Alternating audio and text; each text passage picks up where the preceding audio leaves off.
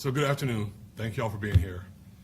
I'm here to notify the public of an arrest of a JSO police officer by our agency.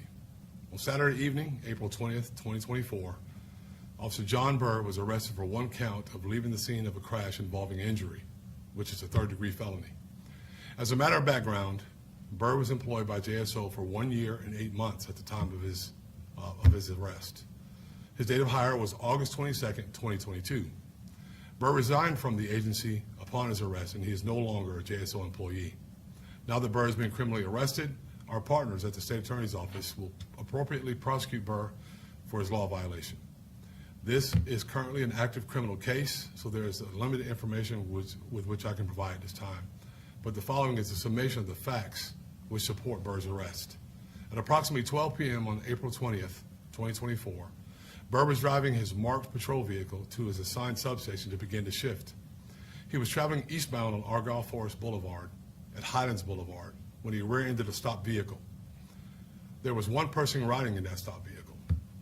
Burr did not stop after the crash, as required by law, but rather continued eastbound on Argyle Forest Boulevard, fleeing the scene of the crash. Because of the privacy rights afforded to the victim or victims, JSL will not identify either one of them or anyone at this time. However, I will share that the victim sustained an injury due to the impact. The victim was transported by family members to a local hospital for evaluation and was released.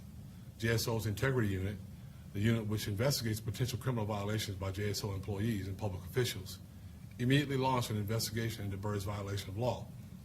Pursuant to the results of that investigation, detectives with JSO's Integrity Unit arrested Burr this past Saturday evening. This is the fourth arrest of a JSO employee by this agency in 2024. We are always deeply disappointed when something like this happens and when one of our members violates the law. However, our belief, our collective belief in accountability outweighs any personal allegiance to any JSO employees or anyone else for that matter. No one's above the law. And if one of our employees violates a criminal statute, this agency will fully investigate that matter. If investigators find that there's probable cause to support that allegation, this agency will arrest that employee, as was done in this case. I'm happy to take questions at this time, though the questions are going to be limited about factual details. Anyone? Yes.